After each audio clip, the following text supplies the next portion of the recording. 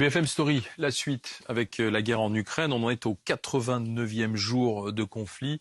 Et c'est vrai qu'aujourd'hui, tous les regards sont tournés vers ce qui se passe dans le Donbass. C'est véritablement la région que veulent récupérer les Russes après la victoire sur Mariupol. Maintenant, c'est la ville de Severodonetsk qui est bombardée 24 heures sur 24. On va faire le point sur cette bataille du Donbass avec bien sûr nos consultants. Ulysse Gosset, bonsoir. Sylvie Berman, notre consultante diplomatie, bonsoir Sylvie. Le colonel Michel Goya, bonsoir. Et puis nous accueillons Djamboula Souleimanov, bonsoir. Vous êtes cofondateur de l'Assemblée des Tchétchènes d'Europe. De retour d'Ukraine, vous confirmez qu'aujourd'hui, le combat est surtout concentré sur le Donbass?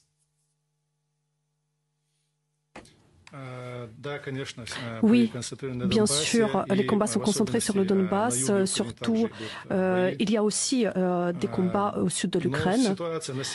Mais la situation est plus tendue depuis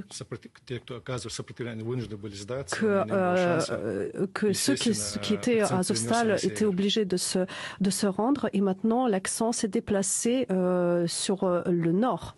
Vous combattez aux côtés des troupes ukrainiennes, mais combien de Tchétchènes sont toujours sur place à prendre les armes et à lutter contre les Russes?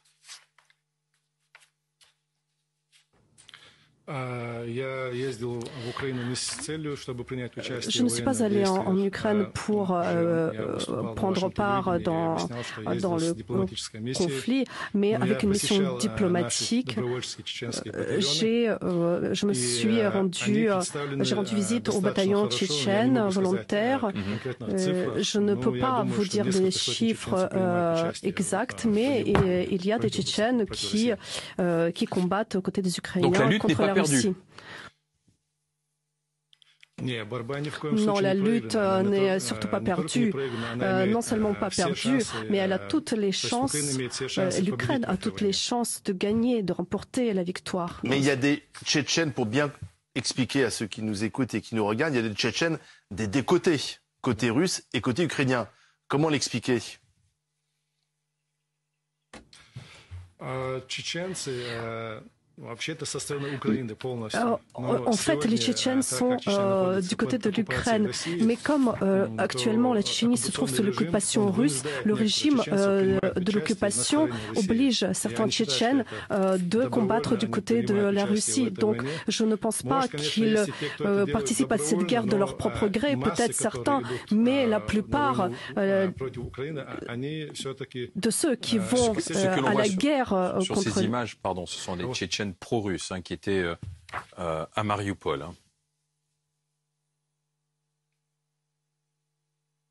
Oui, c'est Dimilkhanov, je le vois, ils étaient à Mariupol. Aujourd'hui, actuellement, les unités de Kadyrov sont situées dans Rubezhne et aussi dans d'autres directions. Il y a aussi des troupes régulières russes où il y a des Tchétchènes. Mais ce n'est pas des groupements à part militaires, c'est juste des soldats qui ont été appelés et qui sont présents dans des unités différentes. La situation devient de plus en plus difficile, notamment à Lougansk, une des deux régions où les combats se concentrent, en particulier dans la ville de Severodonetsk. Est-ce que finalement le Donbass va être perdu par les Ukrainiens? C'est inévitable?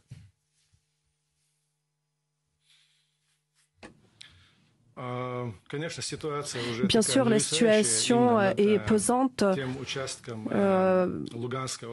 surtout dans cette partie de Luhansk qui est sous contrôle de l'Ukraine. Les Ukrainiens résistent aux attaques de l'armée russe. Je ne pourrais pas affirmer aujourd'hui qu'il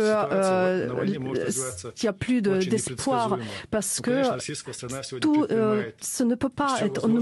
La situation est imprévisible. Bien sûr que les Russes feront tout pour prendre ce qui reste de Lougansk. Pour eux, c'est une question politique.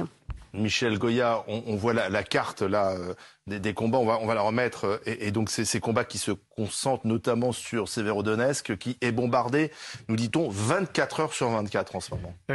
Oui, effectivement, la pression s'accentue sur Severodonetsk.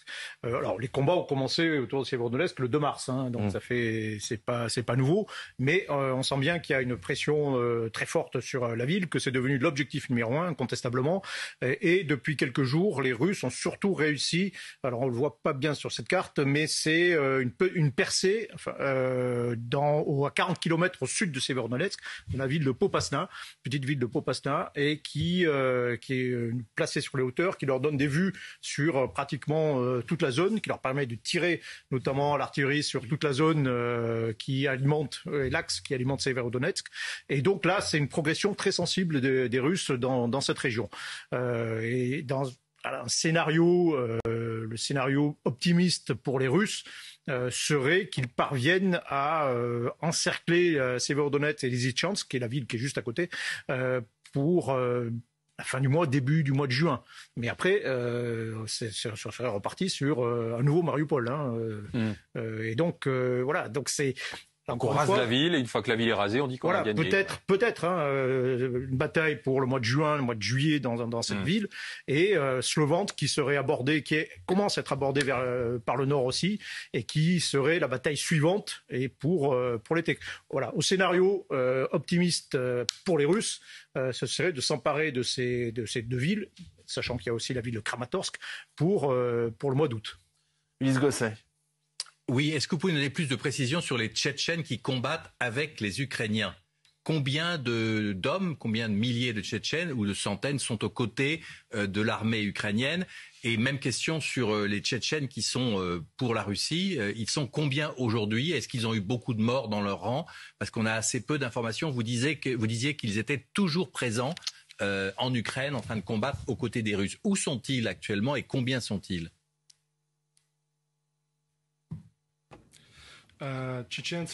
Les Tchétchènes qui combattent du côté de l'Ukraine, il y a plusieurs centaines de personnes, mais les bataillons tchétchènes,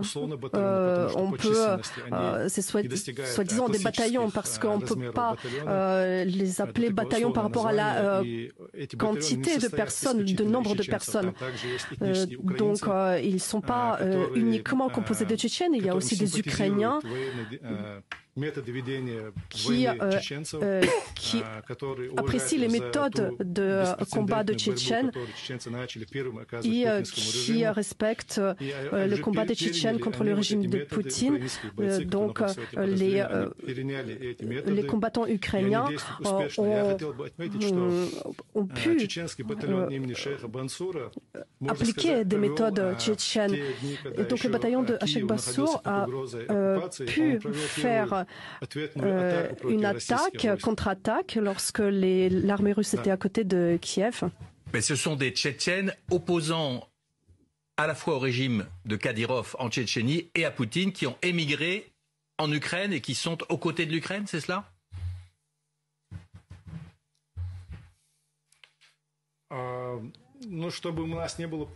Alors, pour qu'il n'y ait pas de malentendus, donc il y a des Tchétchènes ethniques et ceux qui combattent du côté de la Russie, c'est des hommes de Kadyrov. Voilà, donc on utilise cette terminologie. Les Tchétchènes qui combattent aujourd'hui en Ukraine, il y a une partie d'entre eux qui vivaient en Ukraine avant le début de la guerre en 2014, dans le Donbass, et une autre partie qui a rejoint les bataillons volontaires qui sont arrivés de l'Europe et d'autres Tchétchènes qui sont arrivés depuis d'autres pays comme la Turquie et d'autres pays où il y a la diaspora tchétchène et qui ont de l'expérience dans le combat. Et vous disiez que les Tchétchènes avaient des capacités de combattants supérieures aux autres soldats. Quelles sont les qualités des combattants tchétchènes qui combattent aujourd'hui en Ukraine ?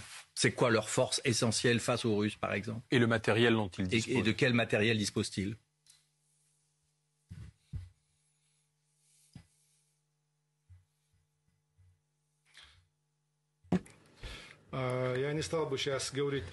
Je ne dirais pas du côté, je parlerai pas du côté matériel. Il y a des combattants tchétchènes qui sont intégrés dans l'armée ukrainienne. Il y a deux bataillons de volontaires qui ne sont pas tchétchènes, qui ne sont pas intégrés dans l'armée ukrainienne, mais